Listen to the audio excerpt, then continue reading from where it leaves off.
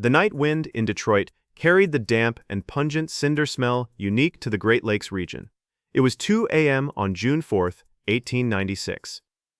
Inside a brick storage shed at 58 Bagley Avenue, 33-year-old Henry Ford stared intently at a metal monster. It was pieced together from bicycle wheels, a wooden frame, and 2 cylinders. He called this machine the quadricycle. He had not slept well for months because of it. His hands were covered in unwashable motor oil and scabs from cuts. He spun the flywheel. The engine erupted with a deafening roar. It spewed a strong, pungent smell of unburned ethanol. He had succeeded. But this ecstasy lasted for less than 10 seconds. It was shattered by a highly absurd reality. The track of the car was too wide. It could not pass through the narrow wooden door of the shed. Ford did not hesitate at all. He turned around and grabbed a heavy pickaxe from a pile of scattered wrenches and gears. He swung his arms and smashed hard against the brick wall. With a loud crash of shattering bricks and collapsing plaster, he forcefully smashed a huge gap. Under the silent gaze of his wife Clara, holding an umbrella, Ford pushed this crude machine out onto the rainy street. At that moment, he looked like a madman who had conquered steel. But he did not yet know one thing. Merely conquering steel was not even a ticket into the cold world of capital. 3 years later, in 1899, Ford faced his first brutal beating in business. William Murphy, a Detroit lumber tycoon, took a fancy to Ford's technology. He led a group of rich men to raise over $100,000. They founded the Detroit Automobile Company and appointed Ford as chief engineer. That was Ford's first time smelling Wall Street-style capital. He saw expensive cigars, custom wool suits, and a nearly thirsty stare for profits. But Ford messed it up. He fell into a sick engineer's perfectionism. In his eyes, the carburetor's air intake could still be adjusted. The igniter's spark could be purer. The chassis shock absorption could be optimized. The investors sat in a mahogany conference room. They anxiously waited for a product to hit the market and bring in real money. Meanwhile, Ford was in the workshop, tearing a nearly finished prototype back into a floor full of parts. In 2 years, the company burned through a massive $86,000. Yet they only built 20 delivery trucks that were extremely expensive and constantly malfunctioning. Murphy's patience finally ran out completely in 1901. On a gloomy afternoon, the investors ruthlessly liquidated the company. Ford was kicked out. A consensus began to spread in Detroit's elite circles. Henry Ford might be a somewhat talented mechanic, but he was definitely not a profitable businessman. He did not even know what on-time delivery meant. The vanishing of $86,000 gave Ford his most brutal business enlightenment. Capital has no patience. Capital does not pay for perfect blueprints. Capital only recognizes highly expansive profits. The ousted Ford was not only bankrupt, but also bore a massive bad reputation. To squeeze back to the poker table, he had to create a spectacle. It had to be wild enough and eye-catching enough. In the early 20th century, nothing made rich people's adrenaline soar more than car racing. On October 10, 1901, at the Grosse Pointe track, Ford gave it his all. He even borrowed at high interest to build a twin-cylinder race car called Sweepstakes. It had a terrifying 26 horsepower. His opponent was Alexander Winton. Winton was the absolute overlord of the American auto industry at the time. He roared around the track in his famous Bullitt. Ford, however, gripped the steering wheel like a desperado. He bit down hard on the trail of his opponent. Midway through the race, Winton's engine started spewing black smoke from overheating. Ford seized the opportunity. Amid the deafening screams of the audience, he completed an extreme overtake. He crossed the finish line with a massive lead. This victory brought Ford more than just an engraved crystal punch bowl. It brought back the greedy gazes from the grandstands. Those checkbooks were open to him once again. Among those gazes, one person's eyes were the most fiery. His name was Alexander Malcolmson. He was one of Detroit's largest coal dealers. Malcolmson was a typical speculative businessman. He had slicked back hair and a loud voice. He exuded a shrewdness forged from street bargaining. He keenly smelled the madness in Ford that could be cashed in. But Malcolmson was very cautious. He only put up $3,000 in cash himself. Instead, he used his reputation as a coal tycoon as a guarantee. He lobbied everywhere and brought in a highly complex network of investors. This included his cold-blooded, calculating bookkeeper James Couzens. It also included John and Horace Dodge. They were the toughest machining giants in Detroit at the time. The Dodge brothers were known thugs. They drank hard liquor at the negotiating table and set extremely harsh terms. They were willing to provide chassis and engines for Ford, but they demanded $10,000 in shares in return. Furthermore, Ford had to bear all tooling costs. If the company went bankrupt, the Dodge brothers would legally take over all of Ford's assets. On June 16, 1903, carrying this almost indentured servitude-like agreement, the Ford Motor Company was officially established. The book capital was $100,000, but the actual cash received was only $28,000. The first month after the company's founding was a suffocating race against death. Ford and his workers frantically assembled the first batch of Model A cars. This happened in a stuffy old carriage factory on Mack Avenue. On the other side, collection bills from the Dodge brothers flew in like snowflakes. The workers' payroll hung over their heads like a time bomb. By mid-July 1903, James Couzens sat in that narrow, stuffy office. He bit his cigar and looked at the numbers in the ledger. His hands could not help but tremble slightly. The company's bank account only had a mere $23.65 left. Next week's wages could not be paid. The shadow of bankruptcy tightly gripped Ford's throat again, just like 2 years ago. Ford stood in the workshop. He looked at the 3 dark red Model A cars just assembled. The smell of motor oil mixed with despair permeated the air. The company was facing a dead end with a completely broken capital chain. Then, on the morning of July 15th, the postman opened the office door. Couzens opened a letter from Chicago. Out slid an extremely plain but immensely weighty bank draft. It was for $850. The payer was a Chicago dentist, Dr. Ernst Pfennig. This $850 was the first sales revenue in the history of Ford Motor Company. It was like a surging spring injected into an extremely dry desert. Soon after, an Indiana auto dealer sent a $300 deposit. Another buyer paid $850 in full. In just 4 weeks, over $20,000 in cash flow flooded into Ford's account like an opened floodgate. This blood-stained first pot of gold pulled Ford back from the cliff. It also made him completely understand a world-altering business truth. Do not cater to the custom needs of a few rich people. Build standardized machines that the middle class can afford. Let the cash flow like water. However, the honeymoon period of power is always short. As they made more money, the rift between Ford and the largest shareholder, Malcolmson, became an abyss. Malcolmson was addicted to the illusion of high profits. He forcefully demanded the company focus its resources on producing the Model K. That was a 6-cylinder luxury monster, priced at a steep $2,750. It featured leather seats and brass fittings. It was sold specifically to bankers heading to the golf course on weekends. In Malcolmson's view, building cars for poor people was a foolish thing with no profit. But Ford absolutely hated this. He wanted to build the Model N, priced at only $500. He wanted to stuff a Ford into the barn of every farmer. At board meetings, the arguments between the two nearly tore off the roof. Ford knew very well that his will could never be fully executed as long as Malcolmson held the majority of shares. To remove this thorn, Ford showed a very dark, cold, yet brilliant side of his character. He stopped yelling in the conference room. Instead, he won over Couzens and the Dodge brothers. Outside of Ford Motor Company, they quietly set up an independent shell company called Ford Manufacturing Company. This was an absolute textbook-level business assassination. Ford transferred all core component production of the Model N to this new company. Then, he sold them to Ford Motor Company at extremely high prices. The result was obvious. Ford Motor Company's profits were crazily squeezed. The books even showed a loss, and the year-end dividends were ruined. Meanwhile, Ford Manufacturing Company made a fortune. As a shareholder of Ford Motor, Malcolmson watched the profits get legally looted.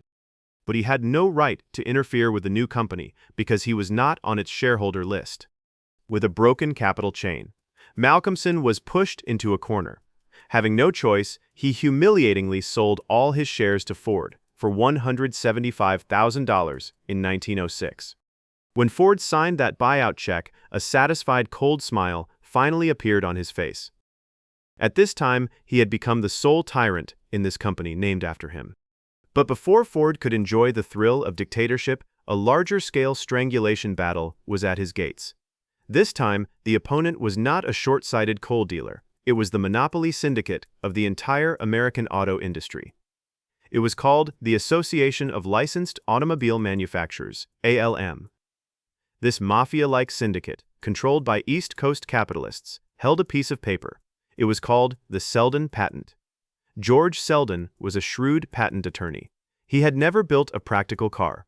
Yet in 1895, relying on a vague blueprint, he successfully applied for a basic patent on the internal combustion engine automobile. ALM bought this patent to collect high royalties from all American automakers. They controlled market access. Whoever dared not to pay would be dragged into bankruptcy through endless lawsuits. When ALM lawyers walked arrogantly into Ford's office, they demanded he pay 1.25% of his sales as protection money. Ford cursed them right out.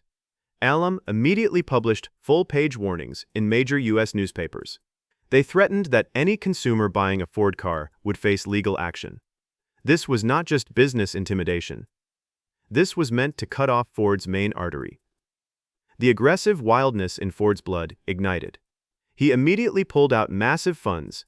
He placed even more inflammatory counter-advertisements in the same newspapers.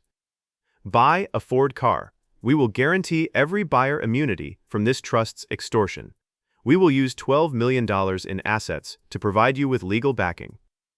At the same time, he instructed his lawyers to start a tragic 8-year hand-to-hand combat in court against ALM.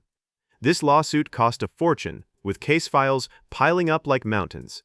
The verbal sparring in court almost became the most relished, serialized novel for the American media at the time. Finally, in 1911, the appellate court made a final ruling. The Selden patent only applied to two-stroke engines. Since Ford used four-stroke engines, he was absolutely not infringing. This conclusive verdict instantly destroyed ALM's monopoly empire. Ford not only won absolute commercial freedom, unknowingly, he was also elevated to an altar by the American public. In the public eye, he was no longer an oil-stained mechanic. He was a grassroots hero who dared to single-handedly fight Wall Street vampires and fight for cheap transportation for ordinary people. With the halo of a grassroots hero, Ford could finally implement his long-brewing crazy plan without reservation. In 1908, the ghost that changed the course of human history was officially born. It was the Model T. The initial price was $850. It had an extremely high chassis, enough to handle the muddy, terrible roads of rural America. It used incredibly tough vanadium steel, making it light but indestructible. Most importantly, its design was extremely simple. Even a farmer who only knew how to swing a hammer could fix it by looking at the manual. In the first year of the Model T's launch, orders destroyed the old Piquette Avenue plant like an avalanche. By 1910, even after Ford moved into the massive Highland Park plant, they still could not meet the seemingly bottomless market demand. Workers ran around like headless flies in the huge workshop. They looked for parts and moved chassis. A lot of time was wasted on moving feet. Ford stood on the second-floor supervisor's walkway. He coldly watched all this chaos. He didn't need more workers. He needed the ultimate compression of time. He called in production chief Charlie Sorensen. On a Sunday in the empty workshop, Sorensen tied a thick rope to a Model T chassis. He smeared grease on the floor and had a few men pull the rope hard from the front. The chassis slid slowly across the floor. Meanwhile, mechanics stood in place. As the chassis moved, they installed the axles, engine, and steering wheel sequentially and precisely. This was the embryo of the assembly line. Ford's eyes lit up. He immediately ordered the introduction of winches, conveyor belts, and overhead rails. Bring the work to the worker, rather than having the worker look for the work. This was a bloody efficiency revolution. It originally took 12.5 hours to assemble a car chassis. After the assembly line was in full operation, this number was brutally compressed to 93 minutes. As assembly time went into freefall, the cost of the Model T was completely smashed. The $850 price tag plummeted rapidly. It went to $575, then $360, and finally dropped to a breathtaking $290. While the profit per car was constantly shaved thin, astronomical sales pushed Ford to the throne of the world's richest man. However, the capitalist machine spun too fast and finally began to devour its creator. Extreme division of labor made the work incredibly boring. A worker might only need to repeat one action a day. They would stand by the conveyor belt and tighten two nuts at a rate of 4 times per minute. This mechanical labor, which stripped humans of thought, completely destroyed the workers' spirits. Resignation waves spread through the factory like a plague. By the end of 1913, the employee turnover rate at the Highland Park plant reached a horrifying 370%. This meant Ford had to hire over 52,000 people a year just to keep the 14,000-man production line running. Recruiting, training, making mistakes, and scrapping parts were hidden costs. They were crazily devouring the assembly line's dividends. In the first week of January 1914, Ford called Couzens, now vice president, into his office. The two calculated rapidly in front of a blackboard. The solution to staff turnover was not adding foremen or cracking whips. It was using an unprecedentedly violent method to completely smash the workers' psychological defenses. The next day, Ford dropped a nuclear-level business bombshell on America. Ford Motor Company would directly double the minimum daily wage for workers. It went from the industry average of $2.34 to $5. They also shortened the workday from 9 hours to 8 hours. All of Wall Street went crazy. The Wall Street Journal angrily wrote articles accusing Ford of economic crimes. They said he was mixing the poison of the Bible and Marxism into the blood of capitalism. Competitors cursed him in their clubs as a madman trying to destroy the entire industry. But Henry Ford was more sober than anyone. That extra $2 was not charity or handouts. It was the price he paid to buy out the workers' souls. Once the $5 daily wage news came out, the turnover rate instantly dropped to 0. Tens of thousands of desperate job seekers caused severe riots at the factory gates. The police even had to use high-pressure water cannons to maintain order. The workers on the assembly line never dared to slack off again. If they lost this job, nowhere else in America could offer such excellent pay. A more chilling business loop gradually emerged in the following years. Those blue-collar workers making $5 a day saved money for a few months. Then they walked into Ford's dealer network. They bought the very Model T cars they had assembled with their own hands. Ford not only used high wages to completely lock in assembly line efficiency, he even used his own payroll to create a massive army of middle-class consumers out of thin air. However, the peak of power is often accompanied by the most fatal backstabbing. By 1919, Ford was already a billionaire, but 2 minority shareholders he hated most still entrenched themselves in his company. They were the Dodge brothers. These brothers, who provided chassis for him in the early years, still sat on the board. They enjoyed extremely lucrative special dividends. What angered him even more was that the Dodge brothers were using the massive cash earned from him to build their own auto company. They were biting back at him in the market. Ford decided to stop paying special dividends. He wanted to throw tens of millions of dollars in massive profits entirely into his long-brewing ultimate project. This was the massive River Rouge superfactory. The Dodge brothers decisively sued Ford in court. They accused him of violating the principle of maximizing shareholder interests. The court ultimately made a ruling extremely unfavorable to Ford. It ordered him to pay nearly $20 million in dividends, with interest to the shareholders. Pushed to the wall, a cruel cold light flashed in Ford's eyes. He hated any form of compromise. He would absolutely not allow anyone to touch his business empire. At the end of 1919, Ford played a highly vicious and gorgeous finishing move in business history. He suddenly resigned as president of Ford Motor Company. He gave the position to his young son Edsel. Immediately after, while being interviewed by the Los Angeles Examiner in California, he casually but lethally dropped a remark. "I have decided to start a brand new auto company. This new company will build a better and even cheaper car than the Model T. I will completely destroy the current auto market. This news detonated like a nuclear bomb on Wall Street. The other minority shareholders of Ford Motor Company fell into extreme panic. They deeply knew the destructive power of this mechanical madman. If he really started anew, their Ford Company stock would become waste paper.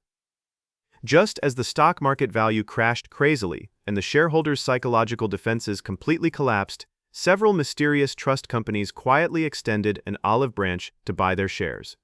Terrified shareholders could not wait to sell all their stock at extremely low prices. When all the equity transfer agreements were signed and the thick fog dispersed, the person standing behind those mysterious trust agents was Henry Ford himself. Using this near-terrifying psychological warfare and cruel market price suppression strategy, he spent $105.8 million to completely buy out all the company's minority shares. When he signed that single largest check of $75 million to settle the accounts for the Dodge brothers and others, the sound of the pen tip scratching across the paper declared the birth of a dictatorial empire. In this terrifyingly massive mechanical empire, there was no more finger-pointing from investors. There were no more damn dividend resolutions. Here, there was only a tireless assembly line and an absolute master. Using the most barbaric destruction and the most precise calculations, he forcibly dragged an old world belonging only to horses and aristocrats into the wild era of the internal combustion engine that he had single-handedly created.